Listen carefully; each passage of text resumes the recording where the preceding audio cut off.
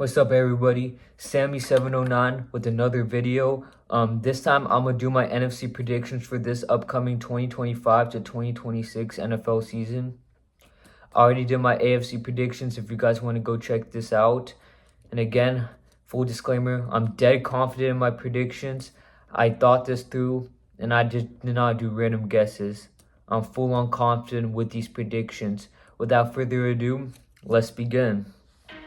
Number 1 seed, I got the Minnesota Vikings, the most underrated 14-win team of all time, who got outshadowed by the Detroit Lions in their division, who got significantly better.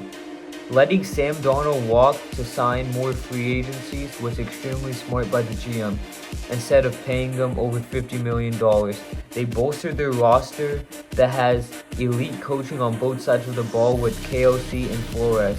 This team is deep, and with the Lions losing their coordinators, the Packers remaining kind of stagnant this offseason, and the Bears being young and have a lot to climb out of after a terrible 5-1 season, it is obvious who's winning this division, the Minnesota Vikings.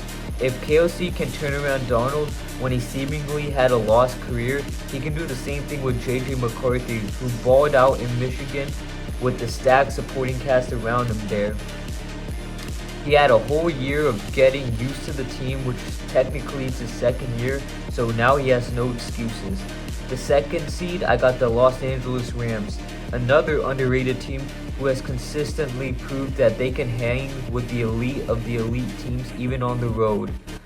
They always heat up at the right time of the season, which shows their championship pedigree. They always get a lowered seed than usual because they are never healthy at the beginning of the season, which is why they got rid of Cooper Kupp with an upgrade at Devontae Adams at wide receiver, who still has it. With Puka Nacua and the O-line also being healthy at the start of the season, they'll start off this season strong the same way they usually finish the season, which is also strong. The number 3 seed, I got the Washington Commanders.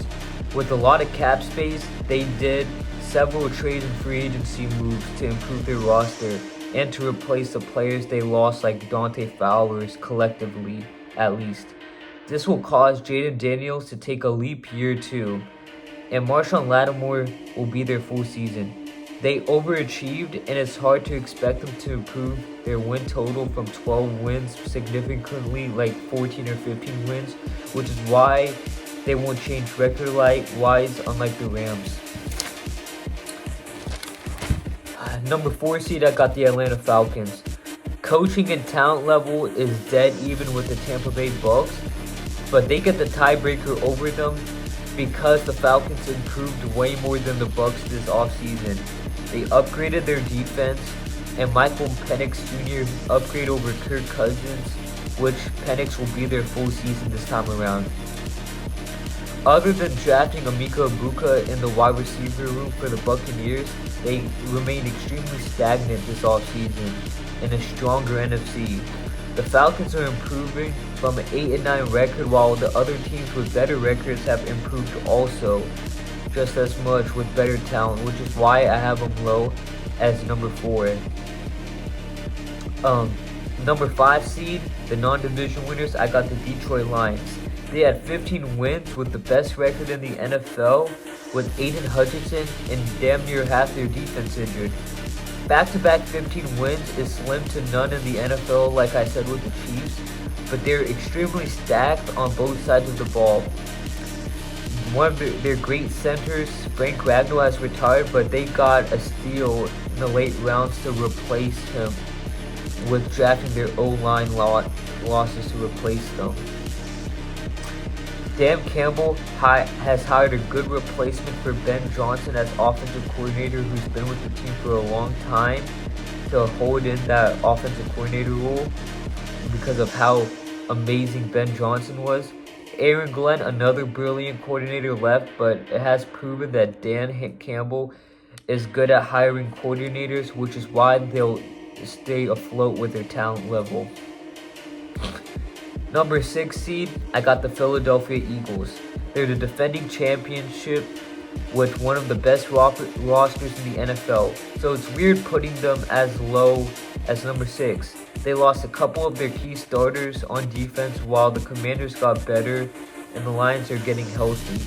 Hard to bet on a back-to-back NFC East winner, especially when it hasn't happened in over 20 years. Number 7 seed, I got the Chicago Bears, surprisingly. They're the off-season championships again, to the point where there are no flaws in their roster, and they addressed all their weakness. Ben Johnson was the best hire they could have done to help out Caleb Williams. We have seen Kevin Stefanski, Sean McVay, Jim Harbaugh, Dan Campbell turn around poverty franchises with long playoff droughts into future contenders. This team has no excuses, and there's a reason why Caleb Williams was the first overall pick over Jaden Daniels. So why can't Ben Johnson do the same as the other coaches? People underestimate the coaching impact. For the non-playoff teams, I don't trust Sam Darnold and Kyler Murray late in the season when everything's on the line.